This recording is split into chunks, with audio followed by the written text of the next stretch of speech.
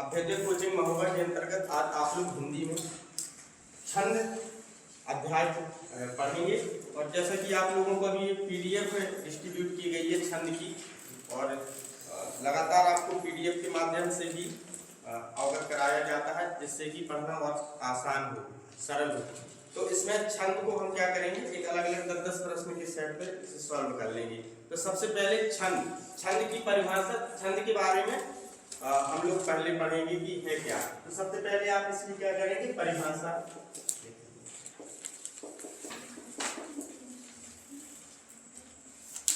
जो मात्राएं होती हैं, वर्ण और मात्राएं क्या हुआ, ठीक है।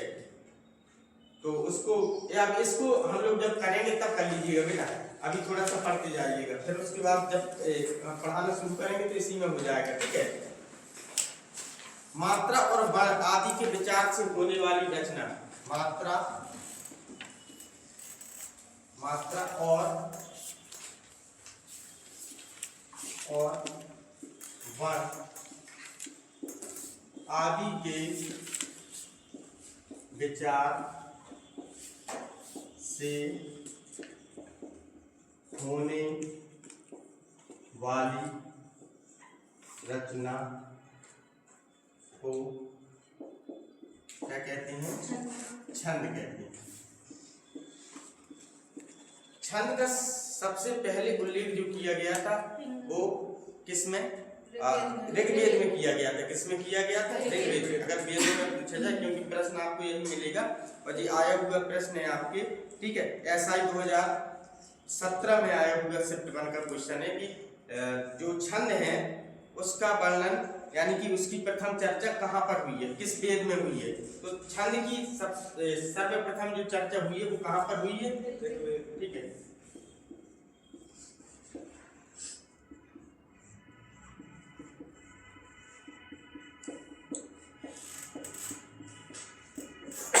ऋग्वेद में की गई।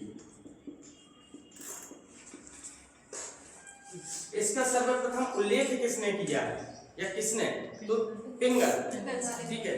तो आचार्य पिंगल ने क्या किया है, जो छंदों का वर्णन किया है, छंदों का उल्लेख किया, वो किसने किया है, आचार्य पिंगल ने। इसीलिए छंदों को और किस नाम से जाना जाता है, छंदों को और किस नाम से जाना जाता है, पिंगल शास्त्र। क्या कहते हैं छंदों को, पिंगल शास्त्र। देखिए एक आपको उस दिन लास्ट में जो रिवीजन क्लास थी, तो उसके लास्ट में हम लोगों ने कुछ काफी पढ़ लिया था इसको, है ना।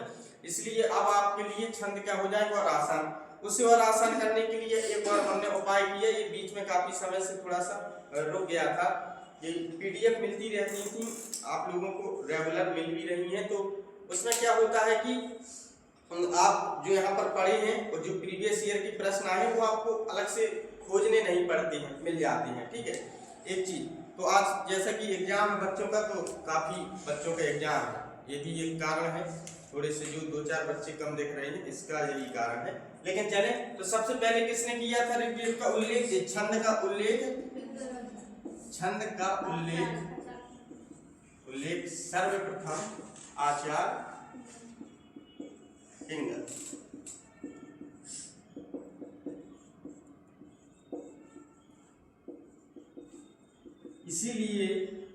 इसीलिए इसको क्या कहते हैं, छंद को पिंगल शास्त्र भी कहते हैं। क्या कहते हैं, पिंगल शास्त्र भी कहते हैं। तो छंद के अब अंग कितने हैं, कितने होते हैं, 7 होते हैं। कितने होते हैं, 7 होते हैं, 8 होते हैं, 8 होते हैं बेटा, ठीक है। तब इसके बाद आप लोग ऊपर ही लिखेंगे, इतना लिख लिया है तो फिर उसके बाद लिखेंगे, ठीक है। कितने हो गए, 7 लिखवाए थे सर आप, 8 क्या थे तब। इसीलिए तो कहते हैं कि एक अभी 2 दिन का टाइम था, ठीक है। 2 दिन का किस लिए, 7 क्लास पिछले बार बुधवार के बाद हुई थी, है ना, लास्ट क्लास। तब उस दिन से आपके पास 5-6 दिन का टाइम था, लेकिन पढ़े थे हिंदी, ये नहीं कह रहे हैं कि जो पढ़ाया था वही पढ़े थे, कुछ भी पढ़े होंगे ना, ठीक है, तब आप लोग नहीं पढ़े होंगे। अब इसको लिखना है। उस दिन तो हमने सिर्फ क्या किए थे, समझे थे, कुछ लिखा तो नहीं था, आप आए नहीं थे, ठीक है, क्यों नहीं आए थे, शादी में गए थे,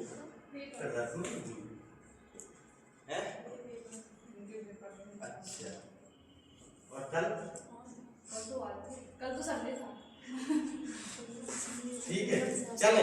तो अंग कितने होते हैं, छंद के अंग जो है उनकी संख्या कितनी है, 7 है। तो सबसे पहले एक एक करके हम क्या करेंगे, इस क्रम को बराबर लिखते हुए चलेंगे। तो सबसे पहले क्या है इसमें, मात्रा। सबसे पहले हम लिखेंगे वर्ण, लिखेंगे क्या लिखेंगे, वर्ण। सीट में तो 8 दिए, सीट में तो 8 दिए, सीट और 8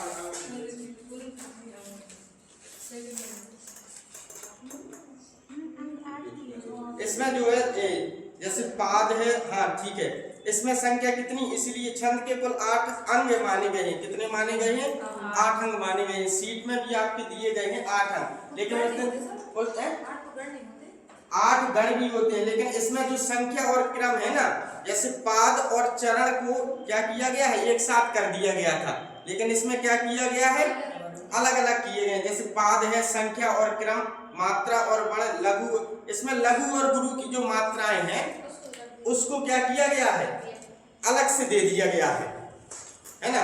इसलिए तो देखो उसमें ऑप्शन भी 9, 10, 11, 13 है ना, और इसमें किया गया है कुल 8 अंग, इसमें दे दिया गया है कि कुल कितने अंग हैं, 8 अंग हैं। लेकिन आपको जो है लघु और गुरु वो क्या किसमें हम पढ़ेंगे, वो हम इसी में जो वर्ण पढ़ेंगे उसी के अंतर्गत पढ़ लेते हैं, ठीक है। इसलिए देख रहे, ऐसे अगर ऑप्शन आते भी है तो उसमें तो क्या देते हैं, इनमें से कोई नहीं, वो सॉल्व हो जाते हैं, इसमें समस्या नहीं होती है।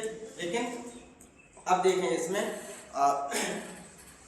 पहला, सबसे पहले देखेंगे क्या है, ठीक है, सबसे पहले लिखेंगे वर्ण, क्या है, वर्ण। बेटा जी सीट ले लीजिए आप लोग।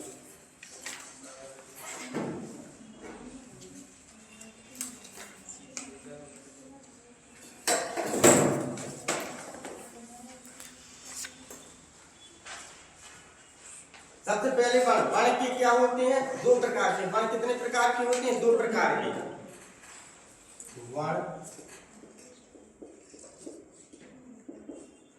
2 प्रकार के होते हैं। क्या होते हैं, एक हास्य, ठीक है। अब इसका कौन कौन आते हैं जो आप लिखेंगे, छोटा, छोटी, छोटा ऊ, और जो चांद बिंदी वाले हैं वो सब किसमें आएंगे आपके, छोटा, छोटी, छोटा और ऋषि भी होते हैं ना, लेकिन हम बात कर रहे हैं अब इसमें जो मात्रा के आधार पर बात करेंगे वो हो जाएगा, ठीक है। अब इसके बाद आपको लिखना है क्या, दीर्घ। क्या लिखना है, दीर्घ।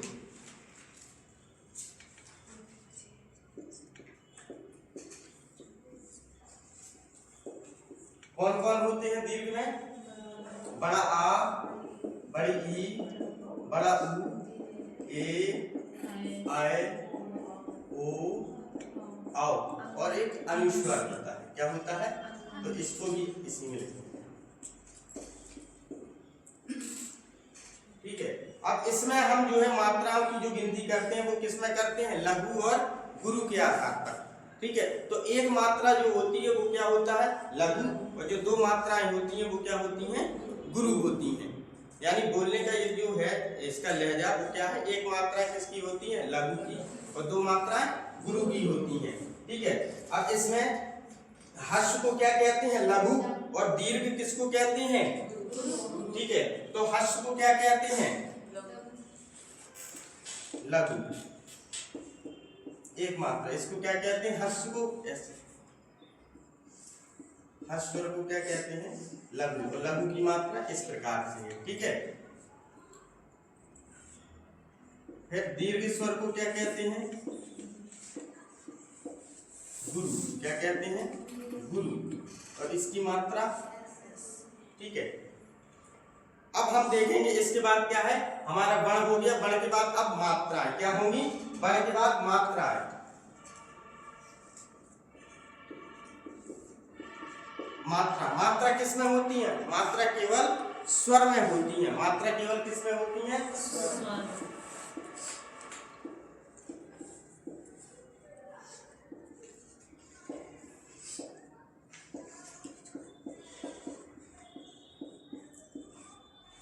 मात्रा केवल स्वर में होती है। ठीक, अब उसके बाद मात्रा के बाद यति, क्या है? यति।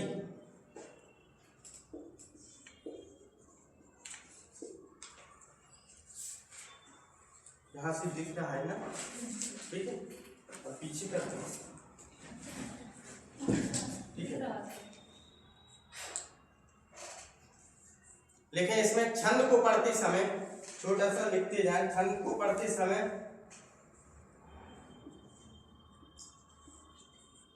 छंद को पढ़ते समय प्रत्येक चरण में क्या होता है? ठहराव होता है। तो जब हम छंद को पढ़ते हैं तो हर चरण के बाद क्या होता है?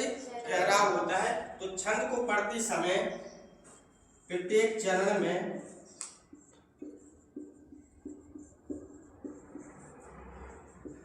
होने वाले ठहराव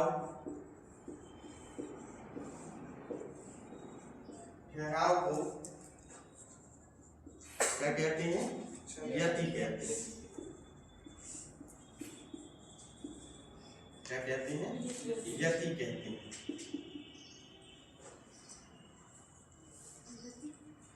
क्रम से लिखते जाइएगा इसको। यति के बाद क्या है? गति। गति, पाद या चरण,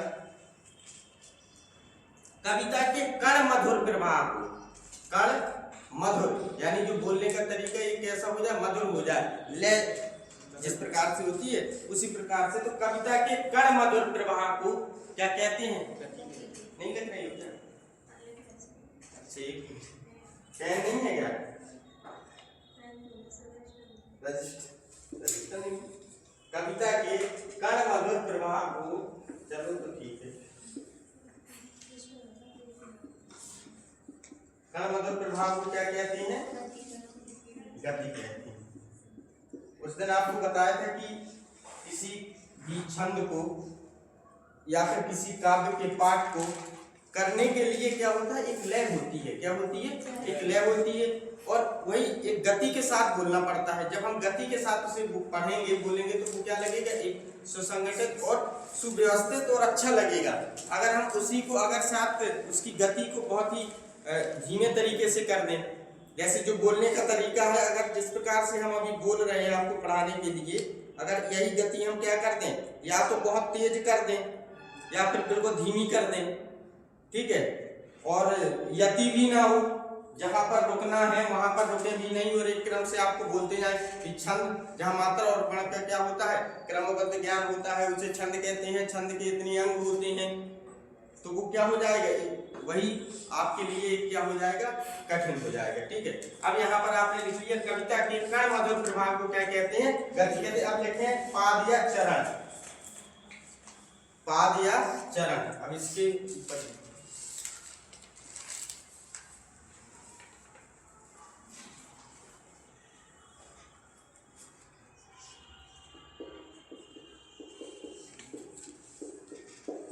पाद या चरण। तो चरण कितने? कम से कम चरण की संख्या कितनी होती है? 4 होती है। चरण की संख्या कितनी होती है? कम से कम 4 होती है। अब आप लोग थोड़ा सा देख लें कि चरण किस प्रकार से, जैसे इसमें 8वां नंबर देखें, 8वां प्रश्न देखेंगे, निराले फूलों की। तो यहाँ पर जो निराले फूलों की के बाद क्या है? आपको यति है। क्या दी गई है? यति दी गई है। विविध दल वाली अनुपमा, तो ये चरण है आपकी, देख रहे हैं, ठीक है। जड़ी बूटी ही हो बहु फल वाली श्री विलासती, ठीक। तो ये क्या है? आपके जो बीच में दिए गए हैं ये सब क्या है? चरण है। तो इन्हीं को क्या हम क्या कहते हैं?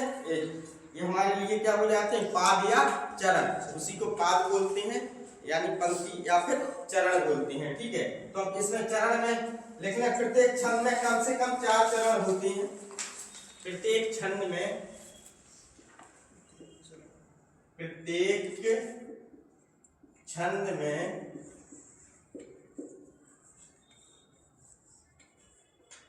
कम से कम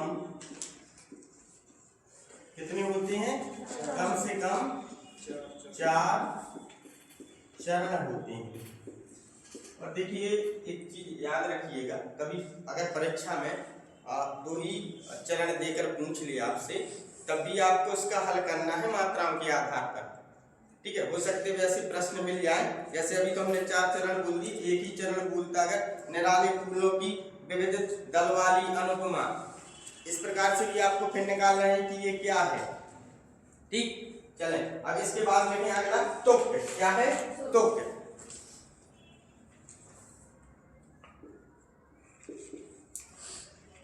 तुक में लिखें चरण के अंत में आने वाले समान वर्णों को क्या कहते हैं? तुक कहते हैं। चरण के अंत में आने वाले समान वर्णों को क्या कहते हैं? तुक कहते हैं। क्या कहते हैं? तुक कहते हैं। ठीक है, अब तुक के बाद लिखेंगे गण।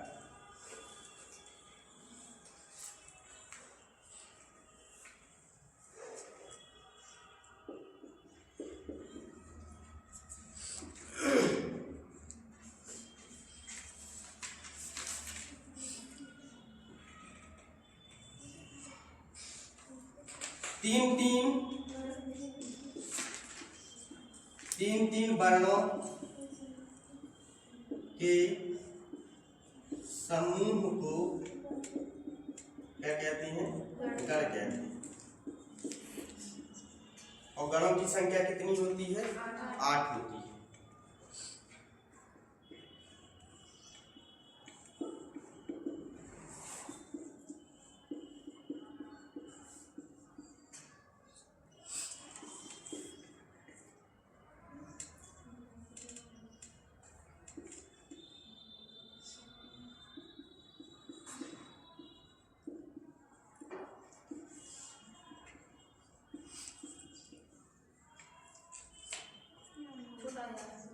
या माता, राजभान, या माता, हमें वही याद है या माता। उसे बोलने का वो तरीका वो कर लिए है ना, या माता नहीं या माता। अब इसमें देखेंगे आप लोग क्या करेंगे, इसके गणों की संख्या आप लिखेंगे, अपने से इसको लिखेंगे, जहां पर भी जगह हो लिखी है, फिर भी आप कहीं पर अपना पीछे लिखने उसी कोशिश करेंगे। ठीक है, कैसे लिखेंगे? क्या हो जाएगा? सागर, हाँ छोटा सा होता है, या माता सागर। अच्छा ठीक ठीक ठीक, शा लगा। अब हो गया ना? ठीक, इसको नहीं, इसकी जो है मात्राओं को ध्यान, वो अगर मात्रा हम जैसे बड़ा सा लिख दिया था तो फिर आपके लिए वो पूरा उसका लय खराब हो जाता। इसलिए अगर जो मात्राएं अगर इसमें कहीं पर होती हैं, किसी कारण से जल्दबाजी में अगर लिख देती हैं, तो उसको तुरंत आप लोग क्या करें? करेक्ट करा दें। ठीक, ऐसा नहीं है कि वो लिखा है तो फिर वो लिखा रहे। अब देखें यहाँ पर क्या करेंगे हम लोग, सीधे सिर्फ गण देखेंगे। ठीक है, तो उस दिन आप लोगों को बताए थे कि इसको किस प्रकार से एक सूत्र के माध्यम से करेंगे। तो पहला क्या था? यमाता। ठीक है, क्या था पहला? यमाता। फिर दूसरा क्या था? मातारा। यहीं से बढ़ते जाएंगे, इसके लास्ट के 2 क्या करेंगे हम लोग? बड़ ले लिया करेंगे। ठीक है, लास्ट के 2 अक्षर और आगे वाला क्या करेंगे? 1 अक्षर को ले लेंगे। ठीक है, तो आपका हो जाएगा ताराज। अब राज भा, अब जभान, फिर भानस, फिर उसके बाद ठीक है क्या हो जाएगा? भानस के बाद नसल, नाशा और ला, नसल। कितने हुए? 1 2 3 4 5 6 7, अभी एक और नीचे आप लोगों को दिखेगा, लेकिन क्या है उसमें नहीं दिखेगा। चलो ठीक है, अब हम इसको आगे से लिख देंगे। खुल जाओ, एक बार फिर से इसको कर लीजिए थोड़ा सा। हाँ बताएं क्या हो जाएगा पहला? यमाता, फिर माता रा, फिर तारा, फिर राज भा, फिर जभान, फिर भानज, फिर नजस, भानस है, फिर नशल, फिर सल। ठीक है, अब इसी के माध्यम से क्या करेंगे हम? यगड़ मगड़ भी लिख लेंगे यहाँ पर। सलगा, क्या लिखेंगे यहाँ पर? यगड़। ठीक है, ये क्या हो जाएगा? मगड़, तगड़, फिर रगड़, जगड़, भगड़, फिर नगड़ और फिर सगड़। ठीक, अब इसकी मात्राएं कर लेंगे। तो कैसे होंगी मात्राएं? यहाँ पर इसके आधार पे मात्राएं हो जाएंगी आपकी। अगर चाहते हैं तो उसके आगे भी मात्राएं लिख सकते हैं आप लोग। ठीक है, तो कैसे मात्रा? कभी अगर आगे की इनकी मात्राओं का क्रम बताएं, जैसे तगड़ की, तो आपको ये पता होना चाहिए कि जैसे तगड़ है तो इसका क्या होता है? अगर आपको ये पता है तो ताराज होता है 2 2 1, यानी कि गुरु, गुरु और लघु। तो अब इनकी मात्राओं को यहीं से देखेंगे तो इसमें क्या होती है? यगड़ में या माता है तो क्या हो जाएगी? पहली क्या हो जाएगी? लघु और 2 गुरु की मात्राएं, फिर उसके बाद तीनों गुरु की मात्राएं, फिर तराज में गुरु, गुरु और एक लघु, फिर इसमें गुरु, लघु, गुरु, फिर लघु, गुरु, लघु, और इसमें गुरु, लघु, लघु, फिर तीनों क्या हो जाएंगी? लघु, फिर लघु, लघु, गुरु। ये मात्राएं हो जाएगी। अब यहाँ पर इसमें एक प्रश्न था, अब शायद इसमें अगर नहीं होगा तो हम इस प्रश्न को बता दे रहे हैं। प्रश्न को लिखा था शायद पीछे वाली में से, तो उतनी प्रिंट नहीं होती है। प्रश्न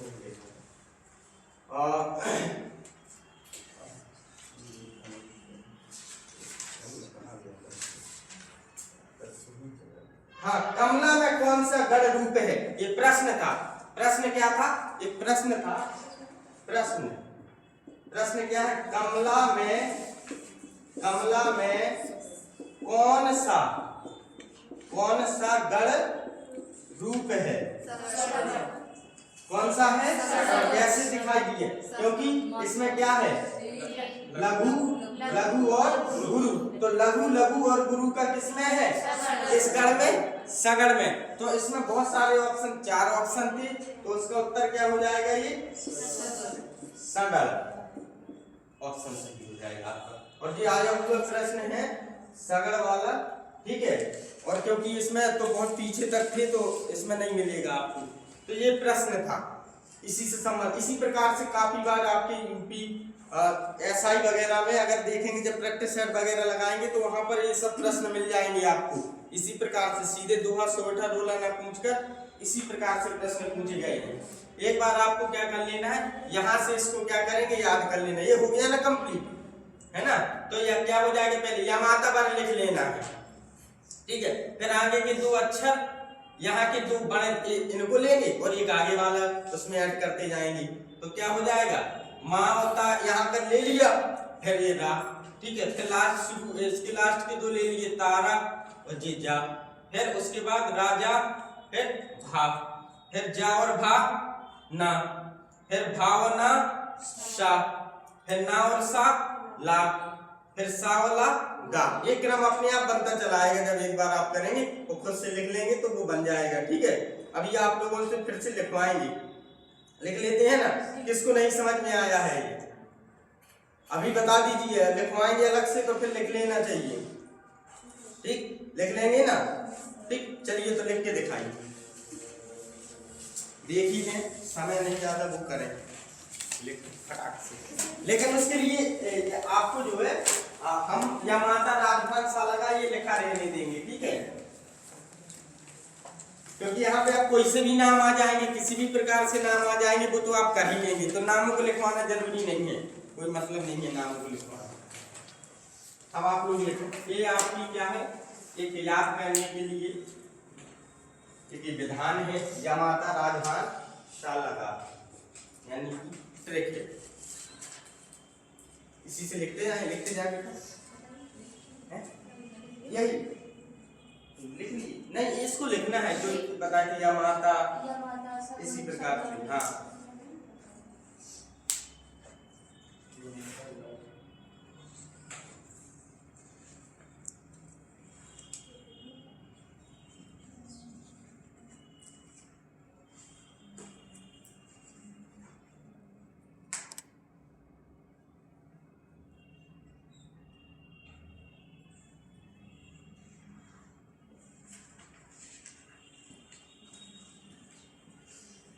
हो गया, लिख लीजिए बेटा, क्यों लिखे ना, आगे नहीं समझ।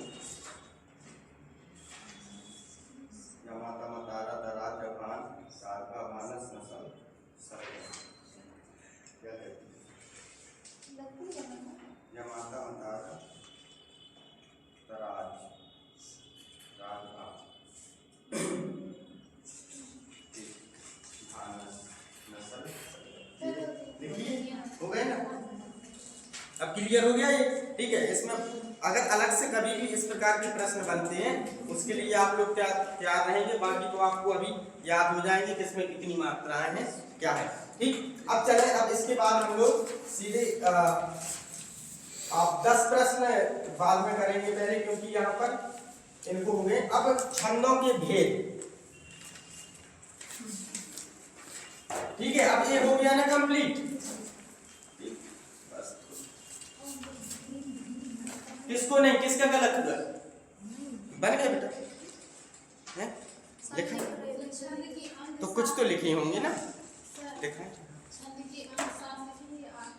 छंद के अंग बेटा, देखो इसमें साथ ही आप और भी जगह पर थोड़ा सा इसको देख लेना, है ना,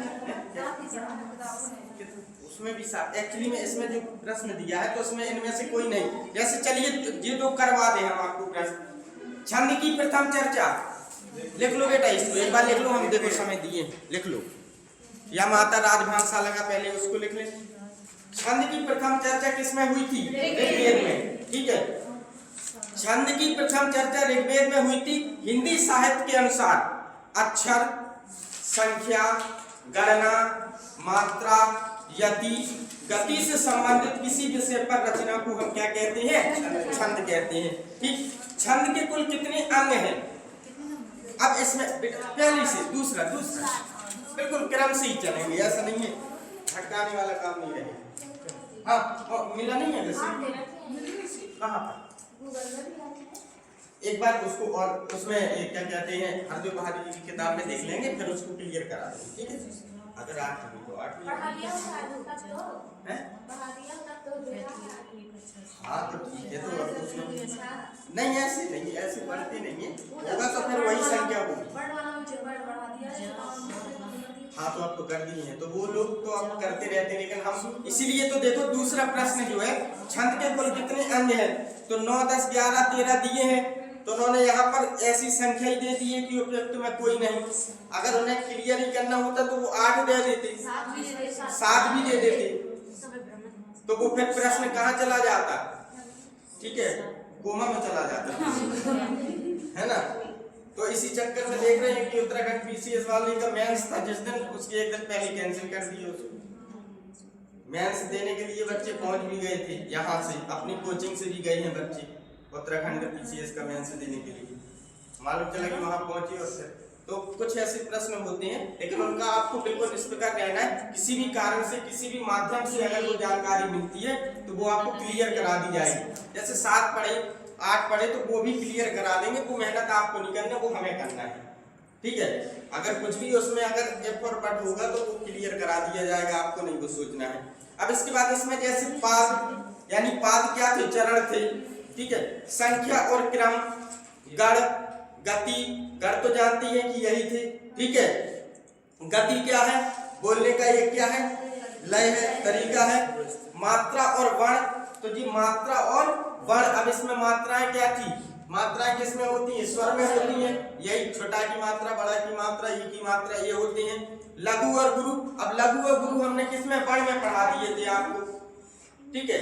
वर्ण में क्या पढ़ा दिए थे कि हमें वर्ण को दो प्रकार, एक ह्रस्व होते हैं, एक दीर्घ होते हैं। लोग तो यहाँ पढ़ाना नहीं है, तो ह्रस्व दीर्घ में हमने बताया कि कहाँ पर आप कभी भी अगर आपको कोई ऐसे नाम मिले तो अभी बहुत सारे इसमें क्या करेंगे हम लोग अभी क्लियर करेंगे, ठीक है। जब छंद के प्रकार लिखने के बाद तुरंत 3-4 और लिख लेंगे कि आपको काउंटिंग कैसे करनी है। जैसे यहाँ पर चांदनी आपको लिखा मिला, ठीक है, या फिर गांव है जैसे, तो जी चांद बिंदी वाला आपका क्या हो जाएगा? क्या है? लघु हो जाएगा। क्या हो जाएगा? लघु, एक मात्रा। और अगर आपको यहीं पर क्या मिला है? चंद, तो ये कितनी मात्रा है? 2 मात्रा। अनुस्वार लिखवाए थे कि कितनी मात्राओं में? गुरु, यानी 2 मात्राओं में उसे गिना जाता है। तो इसी को आपको क्या करना है? क्लियर करना है, ठीक। अभी इसके जितने भी होते हैं कि कौन से कैसे 3-4 और नियम आपको क्या करेंगे? लिखवा देंगे, तो वो भी क्लियर हो जाएगा, ठीक। तो छंद के पहले क्या लिख लेंगे हम लोग। अब इसके बाद और आगे के प्रश्न बाद में। अब इसमें ठीक है, देखें, छंद पढ़ते समय आने वाले विराम को क्या कहते हैं? क्या कहते हैं? यति कहते हैं। इसके नीचे के भी देख लें, छंद को पढ़ते समय आने वाले विराम को यति कहते हैं। अक्षरों की संख्या एवं क्रम, मात्रा गणना, यति गति से समृद्ध, नियम से नियोजित पद्य रचना छंद कहलाती है। छंद के अंग इस प्रकार है। देखो, इसीलिए क्रम गिनती नहीं दी है, उन्होंने कह दिया कि इस प्रकार है। पहला क्या है? पाद, मात्रा और वर्ण, संख्या और क्रम, लघु और गुरु, गण, यति, गति, तुक, ठीक है। यति का अर्थ क्या होता है? विराम, यानी रुकना होता है। नीचे वाला भी देख ले, छंद शास्त्र ग्रंथ शब्द तिलक के रचयिता कौन है? क्षेमेंद्र। कौन है? क्षेमेंद्र। तो छंद शास्त्र ग्रंथ शब्द तिलक के रचयिता क्षेमेंद्र हैं। आचार्य क्षेमेंद्र ने औचित्य संप्रदाय का प्रवर्तन किया। इनके अनुसार 10 रूपक, कवि, कंठाभरण, औचित्य, विचार, चर्चा, 10 अवतार इत्यादि क्या है? इन्हीं के लेख हैं, लिखे हुए, ठीक। अब छप्पा के, अब ये सब बाद में आ जाएगा, ठीक है। चले, अब इसमें क्या लिखेंगे? पहले इसमें आपको लिखना है कितने प्रकार हैं, प्रकार लिख लेंगे। तो कितने प्रकार होते हैं छंद के? 3 प्रकार। लेकिन हम लोग पढ़ते कितने प्रकार हैं? 2 प्रकार पढ़ते हैं, ठीक है। तो अब छंद के प्रकार लिख तो लेंगे ही, कौन कौन होते हैं? पहला क्या है? मात्रिक छंद। क्या है? मात्रिक छंद। और दूसरा क्या है? वर्णिक छंद। तीसरा मुक्तक छंद।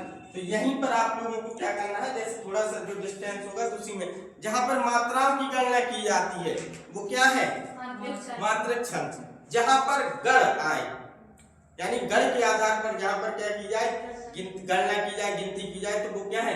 वर्णिक। जो मात्रा और वर्ण दोनों से मुक्त हो, मतलब इनका कोई नियम नहीं है। नियम में जैसे हम आपको दोहा जैसे बोला, एक जैसे सोहठा बोला या दोहा, कोई भी ऐसी रचना बोली, सोहत ओढ़े पीठ पट श्याम सलोने गात, मनोह नीलमणि शैल पर आत प्रयोग प्रभात। तो गात और प्रभात, वहां पर कोई नियम ही नहीं है। मतलब कि गात आ गया तो नीचे जाना कर दो, ये नहीं है कि लास्ट में गुरु गुरु हो या लघु गुरु हो, इसका कोई क्रम निर्धारित हो, ऐसा कुछ नहीं। तुक बने कोई निर्धारित नहीं है, इसलिए उसको क्या कहते हैं? मुक्तक। और जो मुक्तक का प्रयोग कवियों ने अपने तरीके से, जो स्वतंत्र प्रकार के कवि हुए बाद में, ठीक है, उन्होंने अपने तरीके से करना इसको प्रारंभ कर दिया था, इसलिए कुछ अलग से नहीं है, ठीक। अब मात्रिक छंद में लिखें। पहले मात्रिक छंद क्या होते हैं उसको लिखें। जिन छंदों की पहचान केवल मात्राओं के आधार पर हो, जिन छंदों की पहचान, उसी के नीचे लिख लेंगे, जिन छंदों की पहचान केवल मात्रा के आधार पर हो, उन्हें क्या कहते हैं? मात्रिक छंद कहते हैं। तो जिन छंदों की पहचान केवल मात्रा के आधार पर हो, और इसमें मात्रा कौन कौन होती है? लघु और गुरु की मात्रा। कौन सी? लघु और गुरु। अब उसके बाद वर्णक में लिखो वर्णों के क्रम का जहां पर विचार किया जाता है, वर्णों के क्रम का।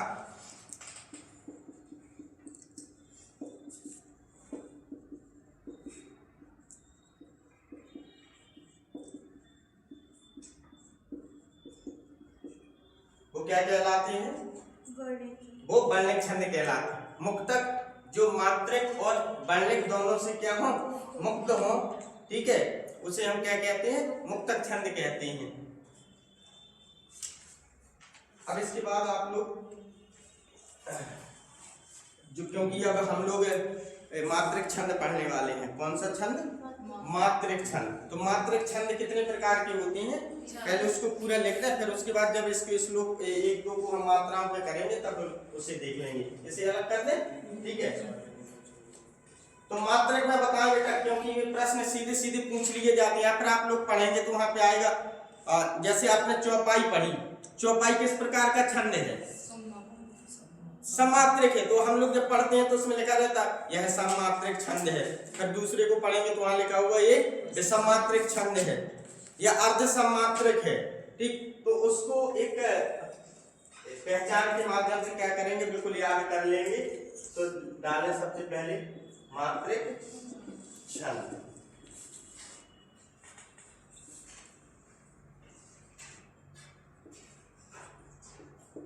सम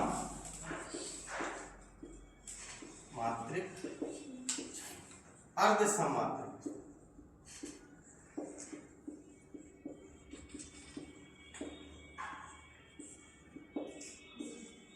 और यहां पर क्या होगा? विषम मात्रिक छंद, ठीक है। सममात्रिक छंद में जो भी आते हैं उनको लिखेंगे, ठीक है, जो पढ़ेंगे हम लोग। तो सबसे पहले कौन सा लिखेंगे? चौपाई। क्या लिखेंगे? चौपाई। पता है चौपाई में कितनी कितनी मात्राएं होती हैं? 16 मात्राएं जहां पर होती हैं वो क्या कहलाती हैं? चौपाई कहलाती हैं, ठीक है। पहले अभी तो देखेंगे कौन समात्रिक है कौन विषम। चौपाई के बाद क्या है? रोला। रोला में कितनी मात्राएं होती हैं? 24 मात्राएं हों उसे हम क्या कहते हैं? रोला कहते हैं। जहां पर 24 मात्राएं हो वो क्या होती हैं? रोला होते हैं। इसके बाद क्या है? गीतिका। क्या है? गीतिका में कितनी मात्राएं? 26 मात्राएं। समान मात्राएं जहां पर होंगी वो सममात्रिक कहलाएंगे। जहां पर क्या होंगी? समान मात्राएं होंगी वो क्या कहलाएंगे? सममात्रिक छंद कहलाएंगे। इसके बाद एक और इसका सरलता लिखने होते तो बहुत सारे हैं, बताया था, कहीं पर ये नहीं लिखा कि छंद इतने प्रकार के होते हैं, ठीक है। प्रकार हो सकते हैं या अंग हो सकते हैं। तो जो लिखा है था वो छंद के क्या है, एक भेद है कि छंद को हमने अलग अलग रूप से समझा, मात्रिक में, वर्णक में और मुक्तक के रूप में। गिनती नहीं है निर्धारित इसकी। अब इसके बाद गीतिका के बाद क्या है? क्या है? हरिगीतिका। हरिगीतिका में कितनी मात्राएं? 28 मात्राएं क्या होती हैं? हरिगीतिका में होती हैं। इसको लिखें।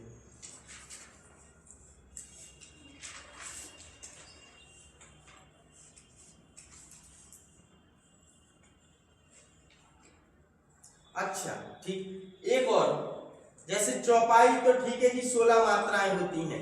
इसके बाद यहाँ पर रोला आ गया। रोला में 24 मात्राएं। अगर आपसे पूछ ले कि यति कहाँ पर होती है, कितनी मात्राओं में होती है? 24 में। तब इसमें यति में कहाँ पर यति होगी? रोला में। रोला में कितने में? 11-13 में यति होती है। अभी थोड़ी देर के बाद जब आप लोग यति, ठीक है, हाँ, 11 और 13 यति। अरे चौपाई में लिख दिए, सॉरी। किसमें? 11 और 13। अच्छा, ये जो उल्टा होता है ये किसका उल्टा होता है? सोइठा का। या सोइठा में भी इसी प्रकार से क्या होती है? 11 मात्राएं होती। तो उसका रूप दोहा का तो उल्टा होता है, लेकिन ऐसे नहीं। मतलब कि जैसे सोइठा है, सोइठा में 11-13 में यति होती है और इसमें मात्राएं, उसमें भी अगर 11-13 को जोड़ोगे तो क्या होगा? 24 ही होगी। इसमें भी मात्राएं कितनी है? रोला में भी 24 ही है और 11-13 में यति भी कर दी है। तो इसका नियम होता है जहां पर दो लास्ट में क्या हो, गुरु हो या दो लघु हो, तो वो क्या कहलाते। अभी लिखो, जब रोला को हम लोग अलग से लिखेंगे, इसमें नहीं लिखा है क्या, क्या लिखा है बताएं? नहीं, ये तो अभी शॉर्ट ट्रैक में है। जब उसकी परिभाषा लिखवाएंगे तब क्या लिखी परिभाषा।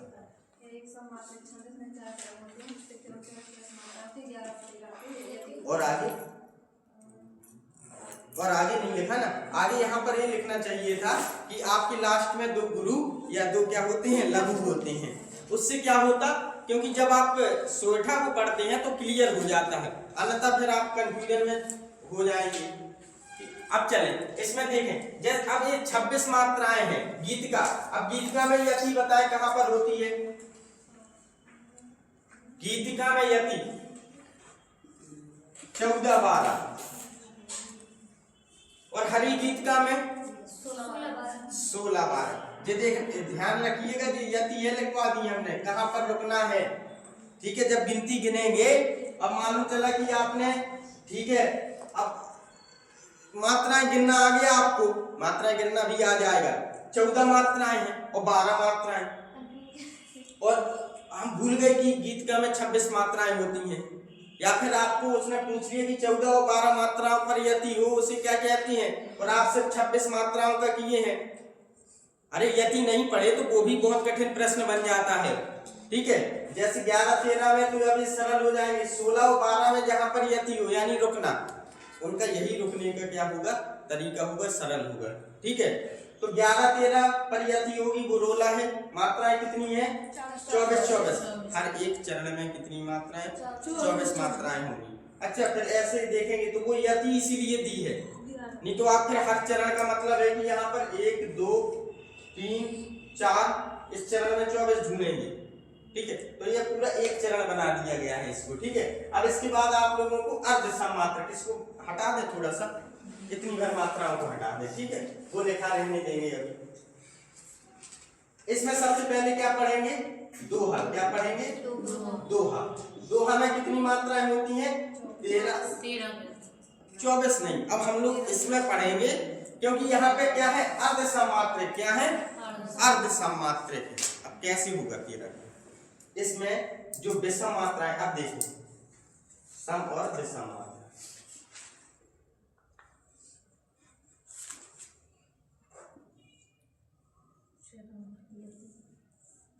यति भी लग जाए।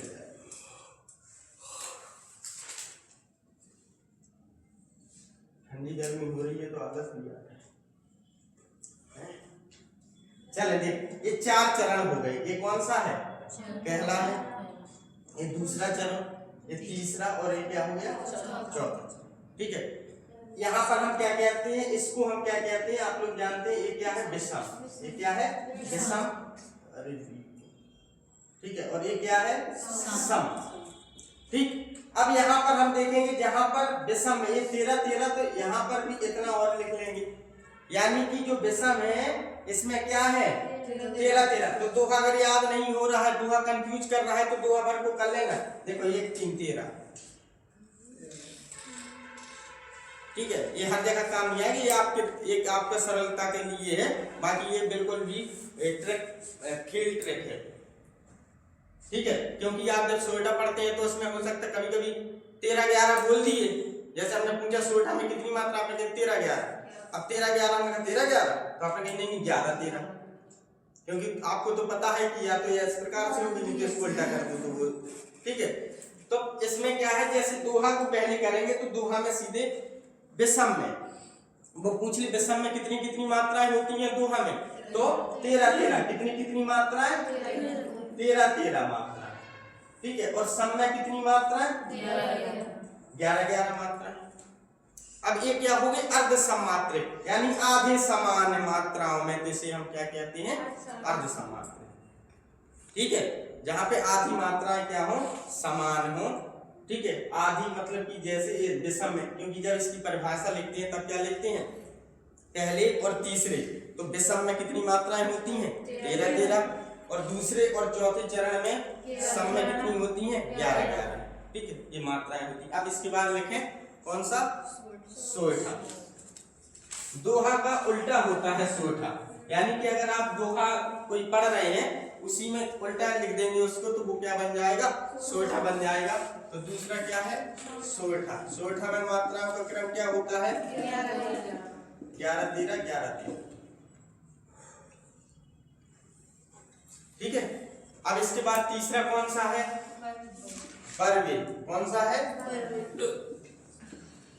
अब बरवे में कितनी मात्राएं होती हैं, 7 12 या 12 7।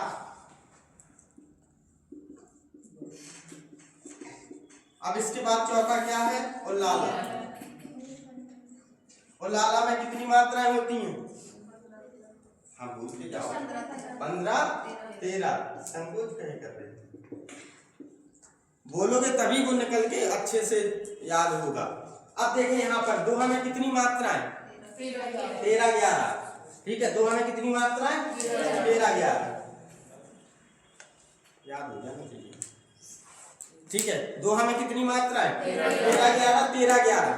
सोठा में कितनी मात्राएं, 11 13 11 13। बरवे में 12 7। बरवे बा से 12। ठीक है, उल्लाला 15 और 13। ठीक है, तो 15 13 में क्या हो गए, उल्लाला। तो यहाँ पर कितनी मात्राएं, 13 11। यहाँ पर 11 13। यहाँ पर 12 7। यहाँ पर 15 13 मात्राएं। अब हम देखते हैं विषम मात्रिक। विषम मात्रिक में सबसे पहले क्या है, कुंडलिया। क्या है, कुंडलिया। इसमें चरण जो होते हैं वो कितने होते हैं, इनमें 6 चरण होते हैं। कितने चरण होते हैं, 6 चरण होते हैं। ठीक है, किस किस से मिलकर बने होते हैं, ट्रैक तो किए होगे अगर पढ़ा होगा, अरे यूट्यूब में भी अगर पढ़ लिया होगा तो ट्रैक मिल गया होगा। कौन कौन होते हैं,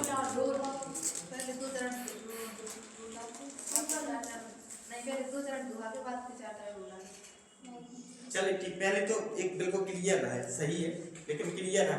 जैसे हम बता रहे, हमने भी कहीं से ये ट्रिक क्या की है, देखी है। ठीक है, वो ये आपको बताया देता है कि यार मैंने डर, क्या है, डर। इसमें मतलब कि कुंडलिया जैसे आप पढ़ेंगे किसी को भी तो वो यही तरीके से बताए गए होंगे। जैसे आप लोग बहुत बड़े बड़े कुंडल पहन लें, सोने के समय पहन लें, तो आपके मन में क्या बना रहेगा, डर बना रहेगा, है कि नहीं है। तो जो डर बना रहेगा तो वो क्या होगा, आपका डर। ठीक है, अब डर में अगर हिंदी में नहीं लिखना है तो फिर हम उसको बिल्कुल इंग्लिश में लिख लेना, डर है। अब डा में दा ढूंढोगे, ठीक है, तो ऐसा कुछ नहीं ढूंढना है आपको। ठीक है, एक ट्रिक के द्वारा जैसे डी और आर लिख लिया, डी और आर को क्या करेंगे, डर समझने। तो डी से क्या हो गया, दोहा प्लस आर से, यानी दोहा और रोला से जो मिलता है वो क्या होता है, कुंडलिया होता है। लो भैया आप भी ले लो, और किसी ने मिली है आपको सीट, फिर से वो विवाद शुरू करना पड़ेगा। हम ही शुरू करते हैं, बाद में फिर हमारी ऊपर ज्यादा आ जाता है, सब लोग तो हाथ पीछे कर लेते हैं। चले, अब इसमें क्या है, कुंडलिया में हो गया। अब कुंडलिया में कभी आ जाए, दोहा और रोला से जो मिलकर बने होते हैं वो क्या होते हैं, कुंडल होते हैं, कुंडलिया होते हैं। ठीक है, इसमें अब इसमें कितने चरण होते हैं, 6 चरण होते हैं। कितने चरण, 6 चरण। और इसमें शुरू के जो होंगे वो क्या होंगे, दोहा, और जो नीचे के होंगे लास्ट के 4 वो क्या होते हैं, रोला होते हैं। क्या होते हैं, रोला होते हैं। और रोला में कितनी मात्राएं होती हैं, 24। ठीक है, अब आ गया कहीं ना कहीं वही क्रम। अब इसके बाद इसका दूसरा क्या लिखेंगे, छप्पय। क्या लिखेंगे, छप्पय। ठीक है, छप्पय किस किस से मिलकर बना,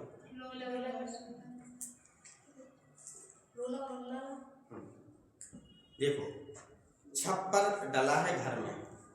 ठीक है, जब पानी बरसेगा तो उसमें पानी बिल्कुल कैसा आएगा, बिल्कुल आरू की तरह। कैसा आएगा, आरू। गंदा आएगा का पीछे, अरे बहुत देर से बरस रहा हो तो साफ ही आएगा। ठीक है, हाँ आरू जैसा, अरे बारिश का पानी है ना। ठीक है, तो इसमें क्या करेंगे हम, आरू। क्या करेंगे, आर से क्या हो जाएगा, रोला, और ओ से क्या हो जाएगा, उल्लाला। तो पानी जहां बरसे तो पानी कैसा, आरू का। कुंडल डर। ठीक है, बहुत बड़े बड़े पहन लोगे तो डर बना रहेगा कि कोई अगर झटका मार दिया तो एक तो सोना गया, दूसरा कान भी चला गया। ठीक है, अब इसमें हमने क्या किया, इसमें भी मात्राएं वही होती हैं, रोला ऊपर और फिर उल्लाला। अब इसके कुछ प्रश्न देख लें हम लोगों को जितने हो जाए, फिर उसके बाद आप इसको क्या करेंगे, हम लोग विस्तार में लिखना शुरू करेंगे। और लिखने में ये रहेगा कि जैसे चौपाई इसमें दी गई है, हाँ चौपाई दिए गई है, तो आप यहीं से क्या करेंगे, उसी के आगे लिखेंगे, कुछ नहीं उसी के आगे पढ़ेंगे। ठीक है, जैसे बेटा आप देखें यहाँ पर कहाँ तक हो गए थे प्रश्न, 4 हो गए थे। 5वां, छप्पे के अंतिम 2 चरण किस छंद के होते हैं, किसके होते हैं, उल्लाला के। अब इसको पढ़ लें थोड़ा सा। छप्पे के अंतिम 2 चरण उल्लाला छंद के होते हैं। उल्लाला छंद के प्रत्येक चरण में कितनी मात्राएं, 28 मात्राएं। 15 और 13 पर क्या होती हैं, यति होती है, यानी विषम चरण में कितनी मात्राएं, 15। जो पहले होते हैं वो कौन से चरण होते हैं, विषम। ठीक है, और सम में कितने, 13। तो कुछ अलग से उसमें लिखा नहीं लिखा, बस हमें समझ में आ गया वो। तो सम पहला क्या होता है बेटा, शुरुआत का विषम, और उस तरफ का क्या होते हैं, सम, यही लिखा है। अब अगला देखें, इसमें क्या है, इसमें वंशस्थ है। ठीक है, वंशस्थ है तो उसमें जगड़ तगड़ रगड़ कहाँ है, नहीं मिली क्या, पीछे पीछे। ठीक है, इसमें क्या है, गिरिंद में व्याप्त विलोकनीय थी, बाण स्थली मध्य प्रशंसा थी, अपूर्व शोभा अवलोकनीय थी, अश्वेत जाम्बलिनी कुल जम्बू की है। अब ये देखें, बिहार पुलिस एसआई वाले बढ़ियल प्रश्न देते हैं, किस प्रकार से बढ़ियल, पता चले कि वो खुद कंफ्यूज हो जाते हैं। वंशस्थ छंद एक कैसा छंद है, वर्णिक छंद है। कैसा छंद है, वर्णिक, यानी ये आपको जो दिया गया है ये कहां से दिया गया है, वर्ण से। अब जगड़ तगड़ और रगड़, अब यहाँ पे आपको ध्यान करना पड़ेगा बेटा, क्रम दिया है जगड़, तो अब पूरा वो बिल्कुल याद होना चाहिए आपको, यगड़ मगड़ रगड़ तगड़ जगड़ भगड़ सगड़। ठीक है, अब ऐसी स्थिति आ जाए, एक प्रश्न आ जाए, सपोज बता रहे हैं, अगर एक प्रश्न ऐसा आ जाए कि जिसमें आपको कह दिया जाए कि जगड़ तगड़ और रगड़ के क्रम में होते हैं, तो आपको फिर पूरा को क्या करना पड़ेगा, लिखना पड़ेगा, लिखना पड़ेगा। फिर देखना पड़ेगा कि पहली दूसरी दूसरी मात्राएं हैं, फिर दूसरी पहली पहली पहली दूसरी पहली मात्राएं, तो वो फिर क्या हो जाता है, वो लिखकर ही आपको आएगा। इसलिए जब जिसमें बहुत ज्यादा ऐसे प्रश्न देख लें कि 3 प्रश्न हैं, 2 प्रश्न आ गए छंद के, और दोनों में आपको क्या पूछ लिया, वर्णिक पूछ लिया, तब सबसे पहला काम क्या रहेगा आपका, सीधे वही या माता राजब जी पूरा लिखना है आपको, मात्रा वाला, यगड़ मगड़ नहीं लिखना।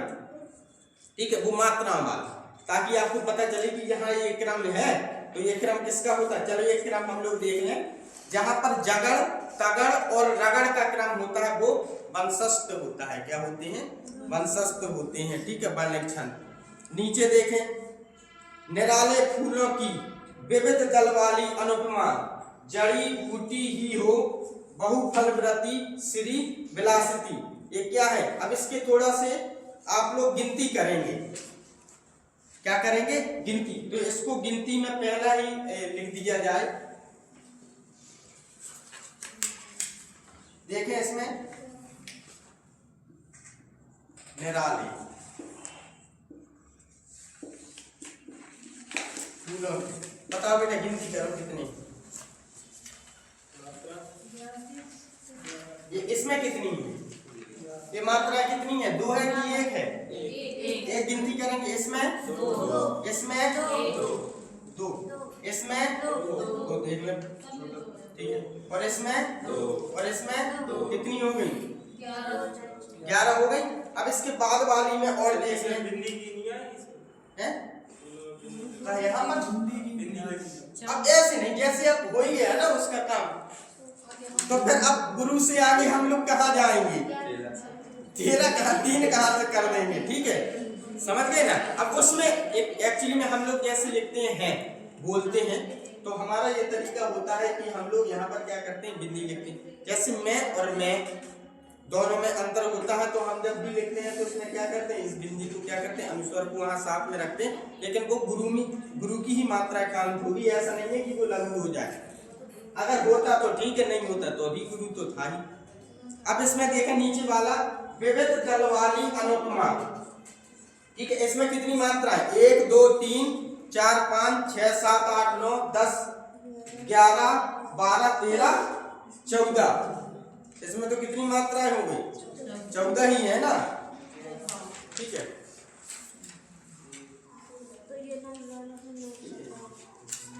अब ये क्या हो गया, जहां पर इस प्रकार के देखो, जहां पर अब इसमें आपको ऐसे छंद दिए हैं, इसमें एक तो लाला को आप जानते हैं, छप्पे को जानते हैं कि इसमें 6 चरण होते हैं, ठीक है, ऐसा कुछ इसमें मिल नहीं रहा है। फिर आपके लिए एक ही है, या तो शिखरिणी लगाएं या फिर आप मंदाकिता लगाएं, लेकिन आपको क्या लगाना है, उपयुक्त काव्यांश में उसने कह दिया कि शिखरिणी छंद है, यानी 11 14।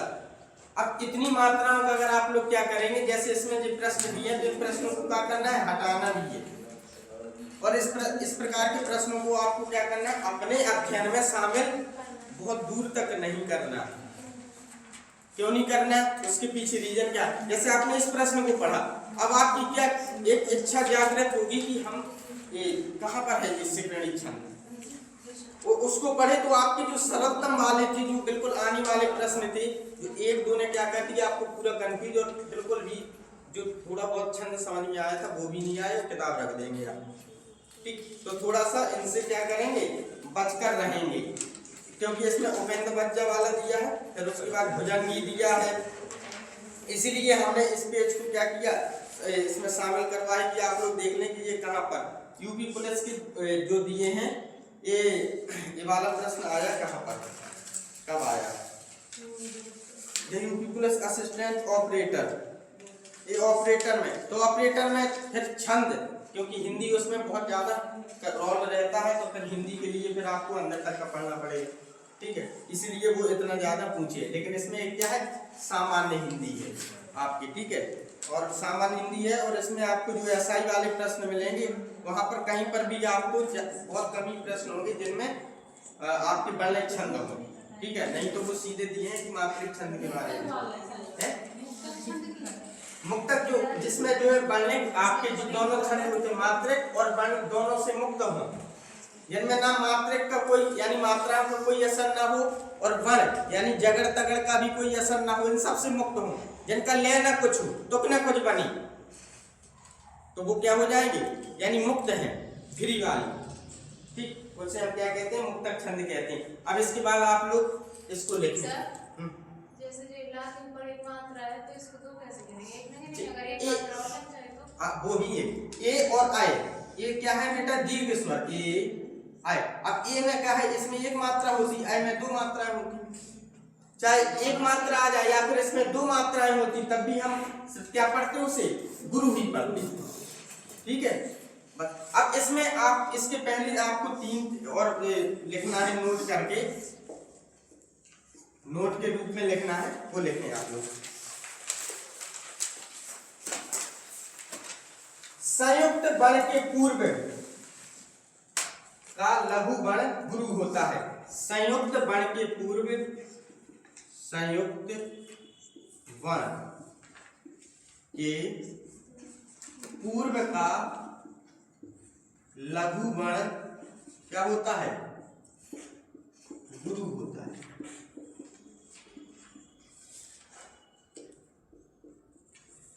क्या होता है, गुरु होता है। इसको उदाहरण लिख लेना, जैसे भक्त दुष्ट धर्म,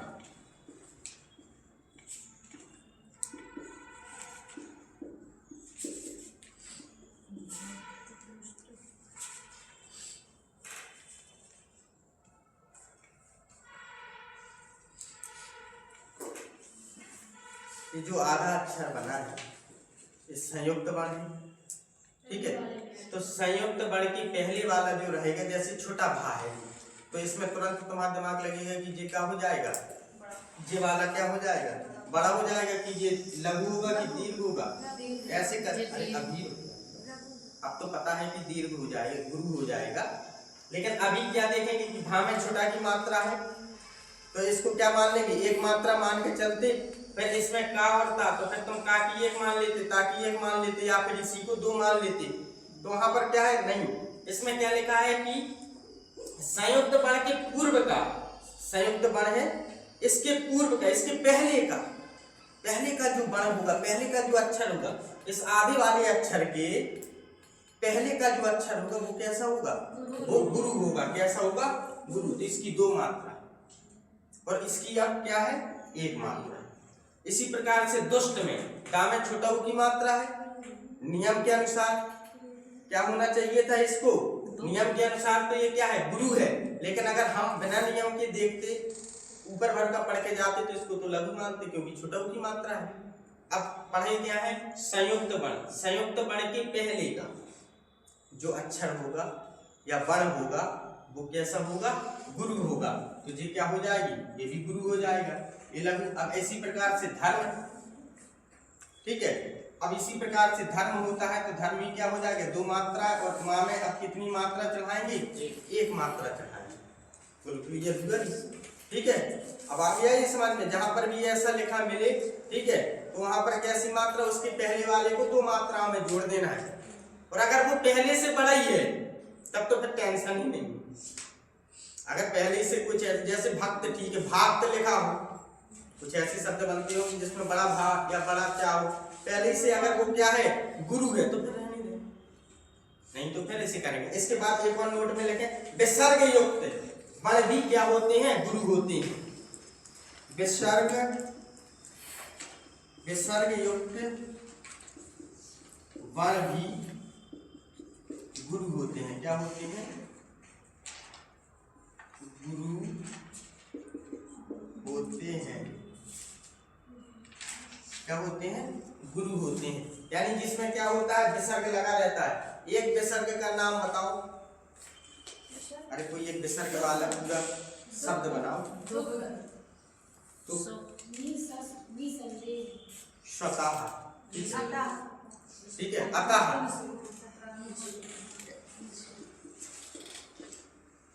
स्वतः, मतलब कि ये विसर्ग वाला क्या हो जाएगा बेटा, हाँ ये गुरु हो जाएगा, ठीक है। ये हमेशा ता है, तो अब क्या, जैसे हमने देख लिया कि जो चांद बिंदी वाला क्या होता है, लघु होता है, और अनुस्वार वाली जो बिंदी होती है वो कैसा होता है, दीर्घ होता है। अब इसमें संयुक्त बण के पहले का जो बण होगा वो क्या होगा, गुरु होगा। और उसके बाद अगर इसमें क्या है, विसर्ग है, तो वो भी क्या होगा, गुरु होगा, ठीक है। तीसरा इसमें एक बार लिखें नोट करके, अनुस्वार युक्त बण भी कैसे होते हैं, कैसे होते हैं, अनुस्वार, बताओ बेटा, कोई नहीं बोलेगा, आप बताओ। अनुस्वार वाले जो बण या अक्षर है, अनुस्वार समझते हो क्या होता है, पढ़ाते रहेंगे तब तो बताओ बताओ।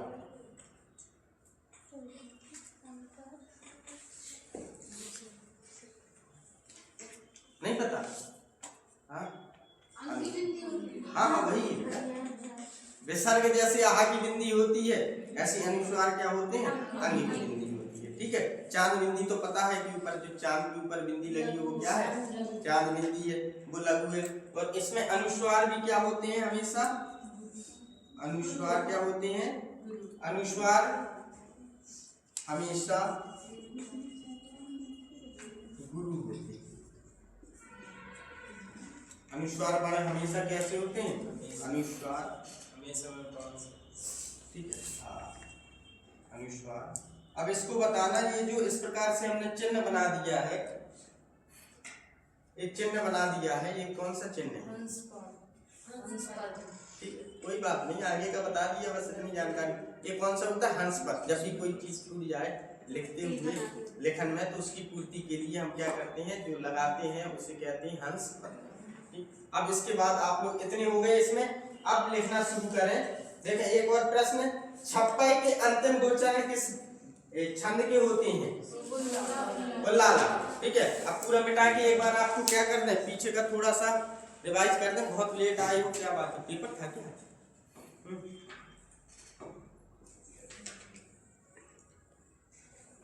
तुम्हारा क्या नाम है, नाम है? सुनिए, हम सोचे वही होगा फर्स्ट वाले। अरे रजिस्टर रखा है अपने नाम।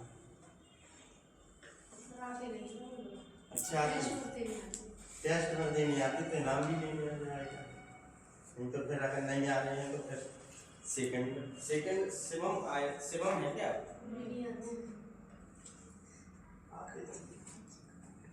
जब दूसरा तीसरा नाम मिले तो फिर जो सबसे पीछे हो सबसे पीछे वाले हाँ मिल जाना चाहिए कभी कभी शायद, है ना।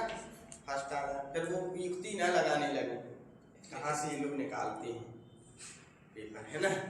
पता चले टॉप ही करना है। एक दो बार ऐसा हुआ है किसी को अगर जानकारी मिल गई या फिर किसी कारण से और दिया तो बहुत मालूम चला कि एकदम टॉप कर गए, है ना। उनका नाम ही नहीं था इसके पहले, फिर पीछे के देखे गए सारे टेस्ट, मालूम चला कि माइनस में नंबर आते थे अचानक से 100-150 की क्वेश्चन में 145, फिर उन्होंने रिजेक्ट ही कर दिया। पूछा गया एक दो प्रश्न भी पूछे गए तो फिर लेकिन तुरंत अपना जो है हुनर उन्होंने बता दिया कि हमने जो है हमें पता था कि यहाँ से पेपर है तो हमने पूरा पहले देख लिया था यहीं पे। उससे कोई आकलन नहीं, ये मूल्यांकन आपका स्वतः है। हम कह रहे हैं कि आपने 200 नंबर लाए 400 में, तो उसके पीछे आप 200 रख कर बैठ जाएंगे तो फिर कुछ नहीं होने वाला है। आप तो अपना देख लें पहले खुद से लगा कि 4 विषय हैं, चारों में हमें 50 नंबर लाना है, 50% तो होने चाहिए। इतने हो रहे हैं कि नहीं हो रहे, किस विषय में कम हो रहे हैं, और जिसमें कम हो रही जो बन नहीं रही हो प्रैक्टिस सेट में, या प्रैक्टिस सेट में तुम पूरे कर ले जा रही हो, हिंदी पूरी कर दी 50 में 48 सही हो गई मिलान करने में, तो इसका मतलब आप बैठ भी ना जाए कि नहीं अब तो आपको हिंदी आने में लगी है बहुत अच्छे से, उसको रिवीजन करते रहें। वहां पर अगर किसी में आपको 5 नंबर आए हैं तो इससे भी नहीं ये है कि आपको बस ये चीज आती नहीं है, रीजनिंग नहीं आती, या फिर मैथ में 5 नंबर आ गए, किसी दिन 40-50 में 5 ही कर पाए क्वेश्चन, तो इसका ये अर्थ नहीं है कि आपको आता नहीं है। हो सकता है कि वो प्रश्न कुछ इस प्रकार के हों या आप ही ने अच्छे से ना मानसिक रूप से लगाए हों, उसका ये थोड़ी अर्थ है कि नहीं अब हमें तो ये नहीं आता तो फिर उसमें आप कहना शुरू कर दें ये 5 आते हैं, अगली बार के टेस्ट में कम से कम 10 तो सही करेंगे। आप देती हैं बेटा टेस्ट कितने नंबर? अभी एक ही बार इसके पहले ये एसआई वाला नहीं दिया, किसने दिया था एसआई वाला? 2-3 लोगों ने। कितने? 237। ठीक है, किस विषय में कम रही? यही एक हम लोगों की यही एक समस्या नहीं, इसको हम लोग एक्सेप्ट करें ना।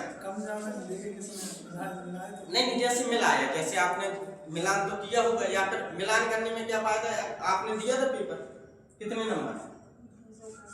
265 नंबर है। आपने जाकर देखा है कि हमारे 300 तो हो ही जाते कम से कम, तो 65 बहुत ज्यादा अंतर नहीं था, 35 का ही अंतर था, तो देखते कि किस में कम है। अगर एक बार मिला लेते तो वो प्रश्न रिवीजन ना हो जाते। यहाँ पे 2 ही घंटे में कर दिए थे ना सब, तो घर में 1 घंटे में हो जाते। मिलाई थी ना, किस में कम थी? मैथ में और जीएस में। जीएस में भी किस में गलत हो रहे थे ज्यादा? साइंस में गलत हो रहे थे, हिस्ट्री में, ज्योग्राफी। मूल विधि तो आपको अलग लेकर एक कॉपी और बैठ जाओ पढ़ने के लिए, मूल विधि तो संविधान है। जीएस उसमें नाम के लिए जीएस दिया गया है, पूरी ताकत तो मूल विधि है। और ध्यान रखना एसआई जिनको देना है एग्जाम, आपकी जो मैथ है, मैथ में भी पूरी तरह से क्या है वो रीजनिंग और मैथ अलग अलग क्वेश्चन नहीं है, पता ही नहीं चलेंगे आपको किसके कितने क्वेश्चन है। ठीक है, उसमें वही पूरा आना है सबसे ज्यादा। हो सकता है हाँ ऑफलाइन, ऐसा यही ऑफलाइन है। होमगार्ड और जो भी वैकेंसी आनी है वो अभी ऑफलाइन ही है, आपको गोले ही भरने हैं। ठीक है, ऑनलाइन होता तो फिर ऑनलाइन के लिए कुछ और साधन अपनाए जाते, लेकिन ऑनलाइन के लिए यहाँ पे साधन ही क्या है। ठीक है, चले आप लिखें चौपाई। चौपाई में लिखें चौपाई, यह सममात्रिक, कैसा मात्रिक छंद है? यह सममात्रिक छंद है, यह सममात्रिक छंद है। इसके प्रत्येक चरण में कितनी कितनी मात्राएं होती हैं? 16। इसके प्रत्येक चरण में 16 मात्राएं होती हैं। चले उदाहरण, इसका उदाहरण एक उससे मात्राएं भी सीख जाएंगे। रघुकुल रीति सदा चले आई, हम इधर उधर भूला करते हैं मात्रा, इसीलिए रघुकुल, ठीक है, रीति सदा चली आई और प्राण जाए पर वचन न जाए, बड़ी ई लगा। हाँ बेटा, अब इसमें मात्रा निकाल, क्या होगा है? कुछ नहीं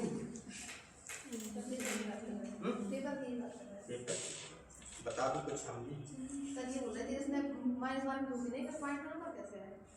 ऐसा हो गया वो टाइप कर रहे होंगे ना।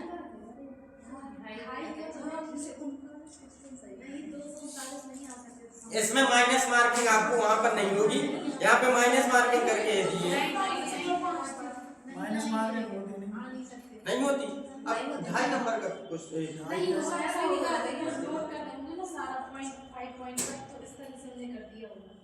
लेकिन ठीक है, आप लेके चले। लेकिन उसमें तो आपको पता है कि माइनस मार्किंग नहीं है, इसीलिए आप लोग बेफिक्र रहे। अब इसमें एक काम करें, इसमें मात्राएं निकालें, इसको लिख के, इसको लिखें और मात्राएं निकालें।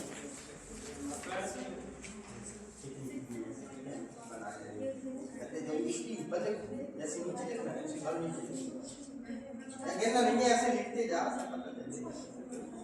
करोगे तो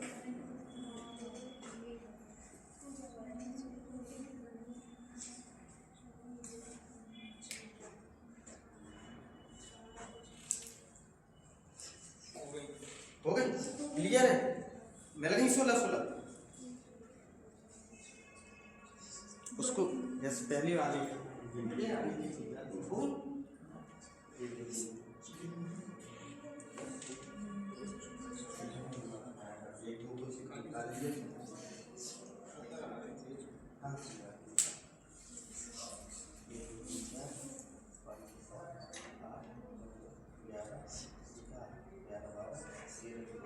बड़ी ई नहीं है, ठीक है। अरे ये बड़ी ई, छोटा ई होती तो एक मात्रा, बड़ी ई की कितनी मात्रा? 2। तो देखो इसमें एक मात्रा, 2 3 4 निकाली बेटा, 4। उसके बाद फिर यहाँ पर रा में बड़ी की मात्रा है तो यहाँ पर 2 है, ता में छोटा ई की है तो एक मात्रा, फिर सा छोटा दा बड़ा, 4 और ला बड़ा आ, यहाँ पे 2 मात्रा 1 2 3 4 5 6 7 8 9 10 11 12 13 15 16। इसी प्रकार से इसको करना है। यहाँ पर एक, यहाँ 2, यहाँ एक होगी, यहाँ पर एक सेकंड रुक जाओ, 2 होंगी तो वो भी आ जाएंगी, पहले तो लिख लेना। यहाँ पर 1 2 1, यहाँ पर क्या होगी 2, कितनी हो गई? 2 1 3 4 5 6 7 8 9 10 11 12 13 14 15 16 मात्राएं हो गई, ठीक है। एक की मात्रा की बात हो रही थी, मात्रा चढ़ी होगी, एक और रेडी थोड़ी हो जाएगी, हैं? कहाँ गए थे? पेपर था यहीं, राम सिंह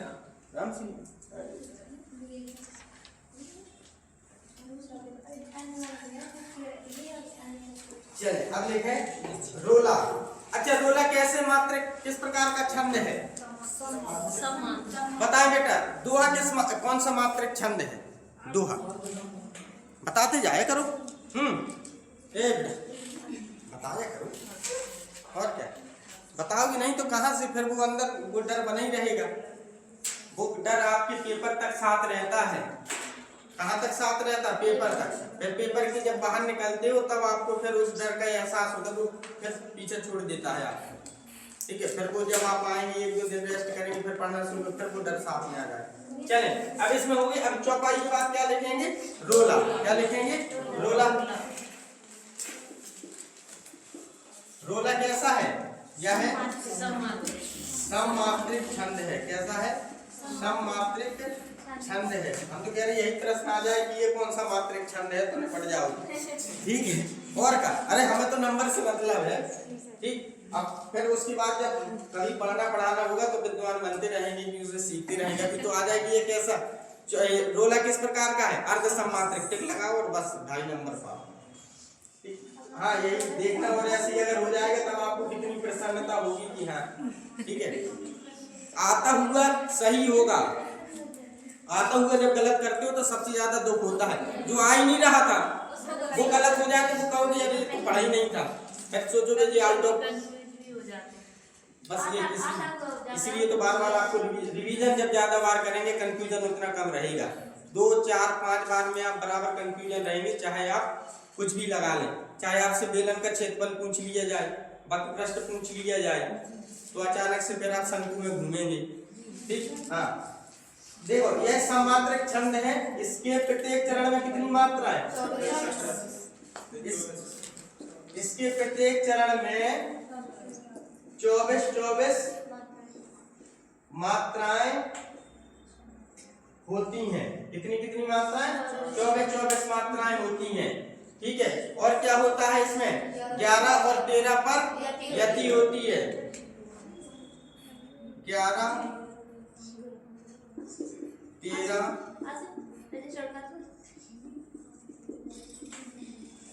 पर यति होती है। थर्ड सेमेस्टर है क्या तुम्हारे? आज क्या था? Digital marketing. इन्फॉर्मेशन कौन सा? Digital marketing. डिजिटल मार्केटिंग का लिखी हो? फेसबुक आया सब्जी। फेसबुक आया?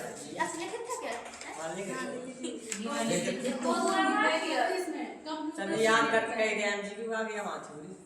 तुम्हें पता नहीं था कि सर जिसमें थ्योरी लिखा था। थ्योरी कब होती है? अरे वो थ्योरी नहीं, वो लिखा था एमसीक्यू क्वेश्चन। एमसीक्यू लिखा था। अच्छा तो मतलब कि लिस्ट आई के ऊपर थे। हमारा टीचर ने दिया था, एमसीक्यू दिया था इस बार है। इस बार पता नहीं क्यों तो मेंस की तैयारी करा। नहीं हमारा भी सर उससे अच्छा बना है। अच्छा ठीक है। इसके प्रत्येक चरण के अंत में 2 गुरु या 2 लघु गण होते हैं। प्रत्येक चरण के हाँ प्रत्येक चरण के अंत में 2 गुरु या 2 लघु वर्ण होते हैं। यानी फेसबुक काम आया पेपर में, कोई चीज बेकार नहीं होती, ठीक।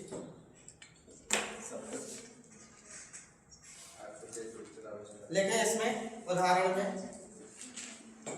जो जगहित पर प्राण निछावर है कर पाता, जिसका तन है किसी लोकहित में लग जाता।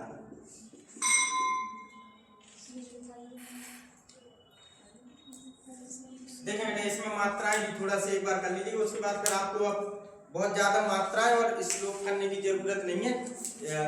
अर्ध सम्मात्रक में 2 हाथ सोटा जो आपको पूरी सारणी बनवाई थी उससे भर पढ़ लेना, ठीक है। एक कभी श्लोक या कुछ भी ऐसा लिखकर उसकी मात्रा जब भी आपके प्रैक्टिस सेट वगैरह में आए उसकी मात्राओं को निकाल लिया करो, ठीक है।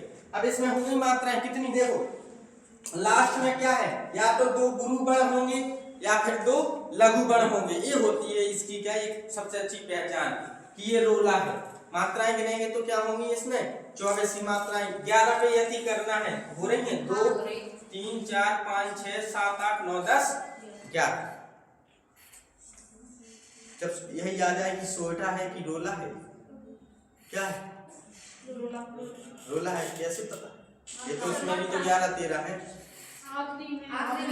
इसके क्या है, इसमें लास्ट में या तो जैसे है ना चल होता, चल या धर तो वो क्या हो जाते लघु लघु, तो लास्ट में क्या है, दो गुरु। तो इस प्रकार का क्रम आएगा, वो यही चौपाई होगी। और ध्यान रखना, सॉरी रोला होगा। और ध्यान रखना कभी ऐसा नहीं, अगर जिनमें भी कंफ्यूजन है छंद में, जैसे क्या कहते हैं आपके इसमें 11-13 परियति है और सोटा में भी 11-13 परियति है, बहुत कम ही ऐसे प्रश्न पूछे जाएंगे जहां पर दोनों दे दिए जाएंगे। ठीक, ये तो सिर्फ आपको क्या जानकारी है कि इसमें कितनी मात्राएं होती, 24 होती हैं। या फिर एक प्रश्न यहां से बना दे, जिस चरण के अंत में या जिस छंद के चरण के अंत में 2 गुरु या 2 लघु गण हो, उसे हम क्या कहते हैं, उसे क्या कहते हैं, रोला कहते हैं। रोला में कितनी मात्राएं होती हैं, 24 मात्राएं होती हैं। ठीक है, अब इसमें यहाँ पर देखेंगे ये कितनी मात्रा है, 1 2, यहाँ पर 1 है, यहाँ 2 है, 1 1, और यहाँ पर क्या है 2 मात्राएं भिक्कर 1 1 2 2, कितनी हो गई, 3 4 5 6 7 8 9 10 11 12 13। यहाँ पर भी देखेंगे हम, यहाँ पर 2 मात्रा 1 मात्रा 1 1, यहाँ पर 2 1 1 2 2 2 3 4 5 6 7 8 9 10 11 12 13। ये मात्राएं किसे नहीं निकालनी आती है, बताओ। मात्रा बन जाएंगी निकालना। आधा अक्षर के पहले वाला जो वर्ण होगा वो क्या होगा, गुरु होगा। क्या होगा, गुरु। तो अनुस्वार जो होगा वो क्या होगा, गुरु होगा। ठीक है, और जो विसर्ग आएंगे वो भी कैसे होंगे, जैसे दो होगा तो दा में विसर्ग है तो दा को हम क्या मानेंगे, गुरु मानेंगे। क्या मानेंगे, गुरु मानेंगे। अब इसके प्रश्न थोड़े से देख लें।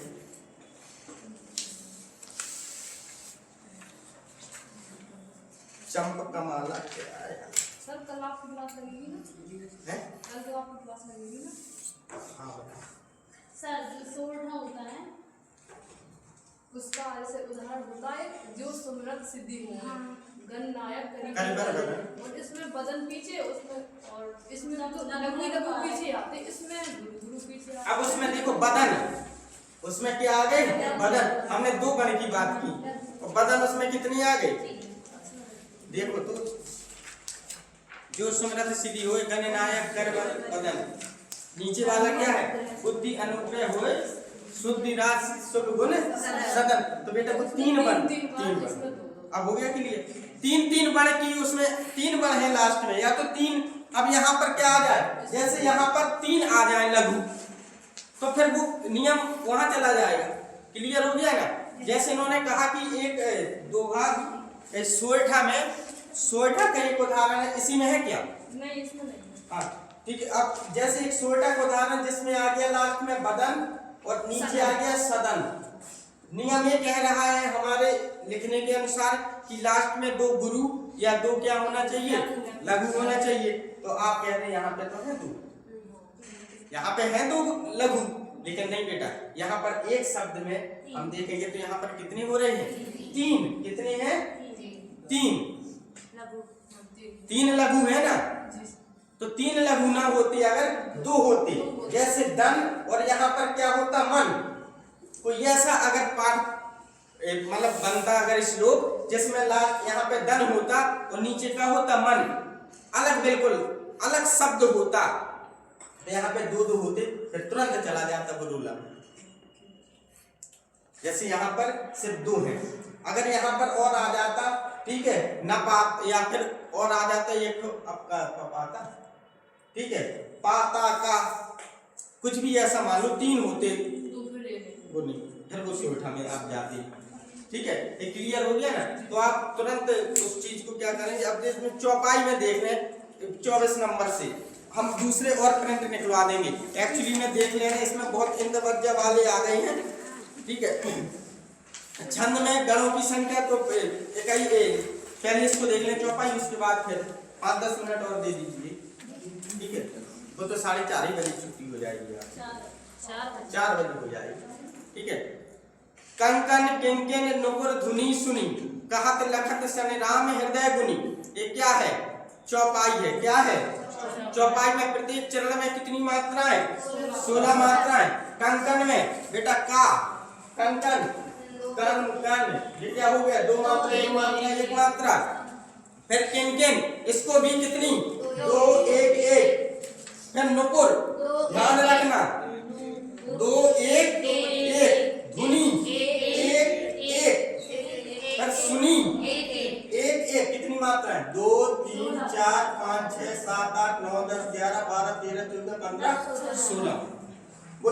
गेंद तो ऐसे लिखा ना, लेकिन उसमें आपने किससे मात्रा ली? गुरु की।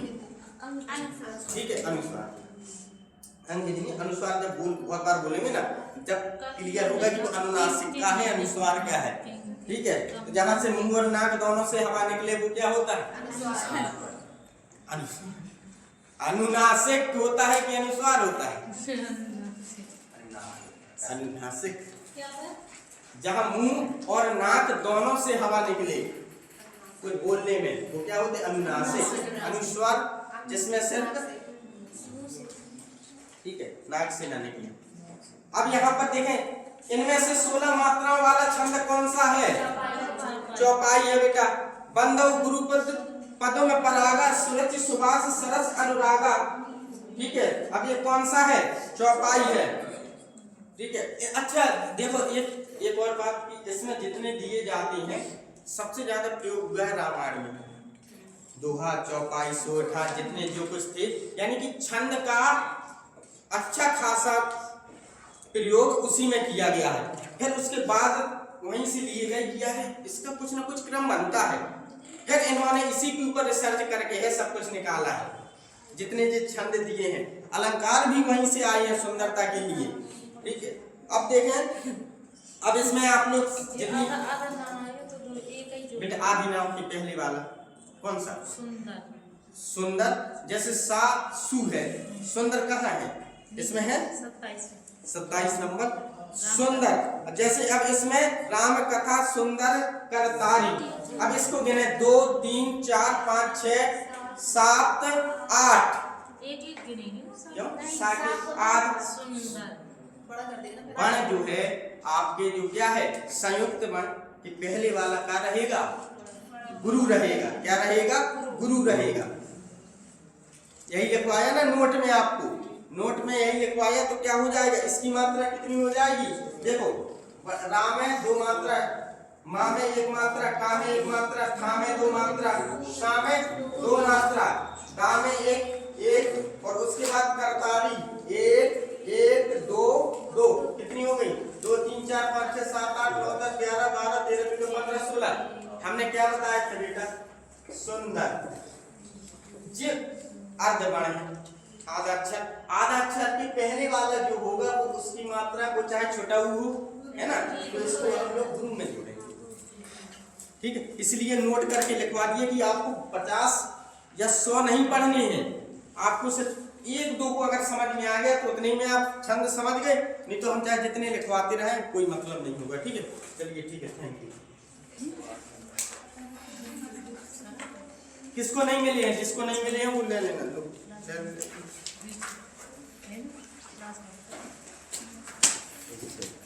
और तो नहीं किसी को देना है? 1 2 अगर मित्र 200